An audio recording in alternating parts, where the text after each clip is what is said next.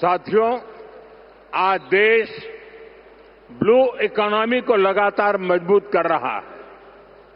हमारा विजन है कि पूरा क्षेत्र कोस्टल इकोनॉमिक कॉरिडोर के रूप में विकसित हो।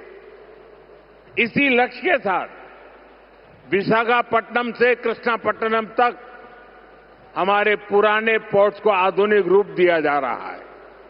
इसके अलावा मुलापेटा और रामायपट्टनम में हम नए पोर्ट्स भी बना रहे हैं। మిత్రులారా, ఈ రోజు దేశం బ్లూ ఎకానమీని నిరంతరం బలోపేతం చేస్తుంది.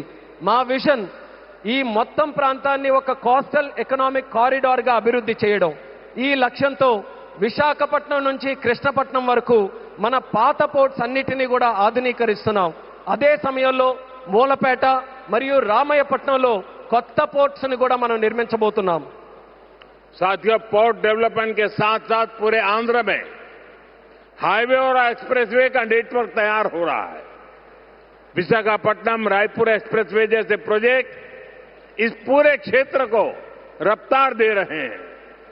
మిత్రులారా, పోర్టుల అభివృద్ధితో పాటు ఆంధ్రప్రదేశ్ మొత్తం హైవేస్ ఎక్స్ప్రెస్వేస్ నెట్వర్క్ ని విస్తృతంగా పెంచుకుంటూ పోతుంది.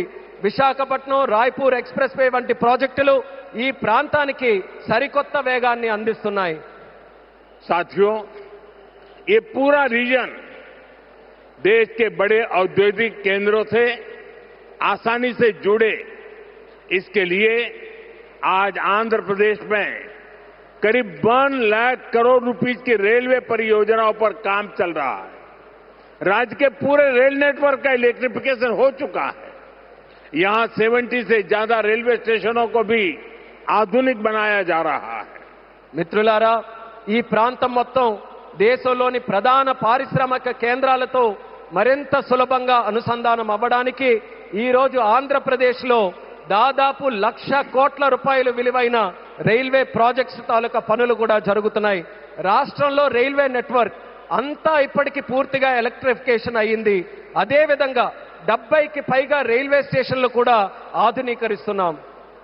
साथियों, आज इस क्षेत्र के विकास में पीएम गति शक्ति नेशनल मास्टर प्लान भी बड़ी भूमिका निभा रहा है।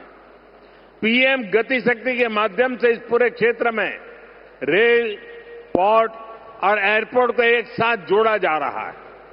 जब यहां ये आधुनिक लॉजिस्टिक नेटवर्क तैयार हो जाएगा तो उद्योगों को बेहतर कनेक्टिविटी मिलेगी, किसानों को फायदा होगा और ईज ऑफ डूइंग बिजनेस भी बढ़ेगा।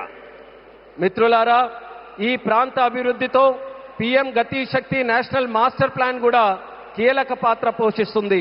పీఎం గతి శక్తి ద్వారా రైల్ గాని, పోర్ట్ గాని, ఎయిర్పోర్ట్లు గాని ఒక సమగ్ర నెట్వర్క్ గా అనుసంధానం చేస్తున్నాం.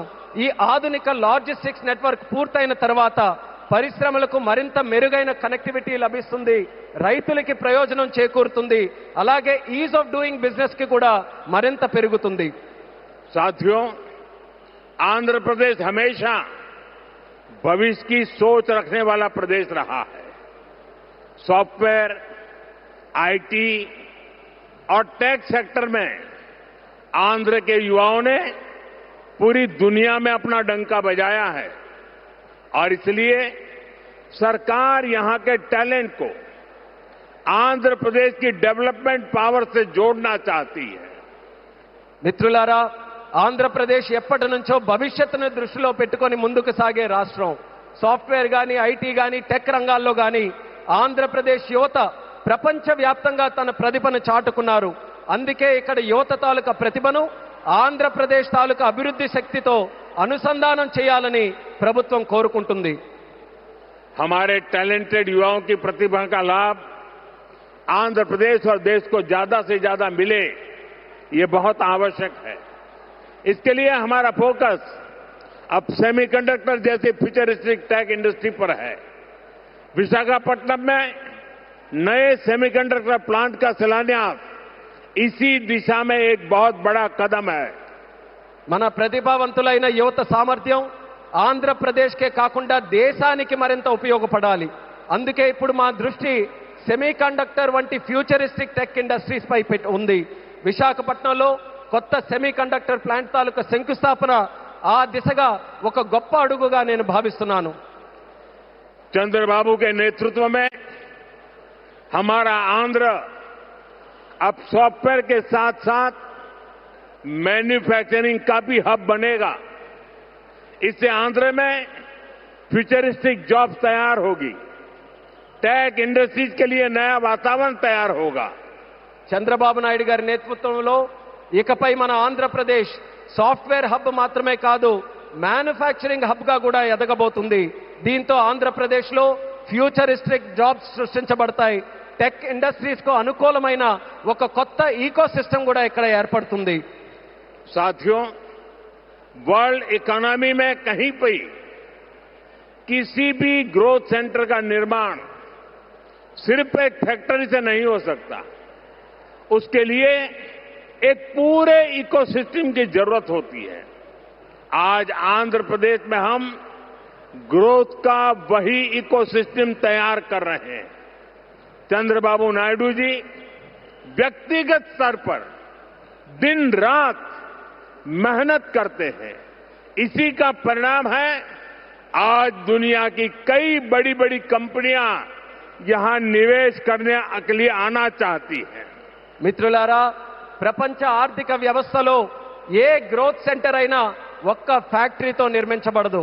దానికోసం ఒక పూర్తి ఈకో సిస్టమ్ ని మనం ఏర్పాటు చేయాలి. ఈ రోజు ఆంధ్రప్రదేశ్లో మనం అలాంటి గ్రోత్ ఈకో సిస్టమ్ ని నిర్మించబోతున్నాం. మన ముఖ్యమంత్రి చంద్రబాబు నాయుడు గారు వ్యక్తిగతంగా రాత్రి పగలు రాష్ట్రం కోసం కష్టపడుతున్నారు. దాని ఫలితంగానే ఈ రోజు ప్రపంచంలో ఉన్నటువంటి ప్రముఖ కంపెనీలు ఇక్కడ పెట్టుబడులు పెట్టడానికి ఎంతో ఆసక్తి చూపిస్తున్నాయి. साथियों, यहां सेमीकंडक्टर के साथ साथ एआई इंफ्रा और डेटा सेंटर पर भी काम हो रहा है. गूगल ने भी यहां $15 बिलियन के एआई और क्लाउड इंफ्रास्ट्रक्चर कैंपस की घोषणा की है. और भी कई ग्लोबल कंपनी यहां नई संभावनाएं देख रही हैं. इसका बहुत बड़ा फायदा आंध्र प्रदेश के साथ साथ देश के यूथ को हो रहा है. మిత్రులారా, ఇక్కడ సెమీకండక్టర్ తో పాటు ఏఐ ఇన్ఫ్రాస్ట్రక్చర్, డేటా సెంటర్స్ రంగాల్లో కూడా వేగంగా పనులు జరుగుతున్నాయి. గూగుల్ కూడా ఇక్కడ $15 బిలియన్ విలువైన ఏఐ మరియు క్లౌడ్ ఇన్ఫ్రాస్ట్రక్చర్ క్యాంపస్ ని ఏర్పాటు చేయబోతుంది. ఇంకా అనేక అంతర్జాతీయ కంపెనీలు కూడా ఇక్కడ కొత్త పెట్టుబడులకు అవకాశాలు చూస్తున్నాయి. దీనివల్ల ఆంధ్రప్రదేశ్ యువత కాకుండా దేశ యువతకు కూడా ఒక్క గొప్ప ప్రయోజనం కలగబోతుంది.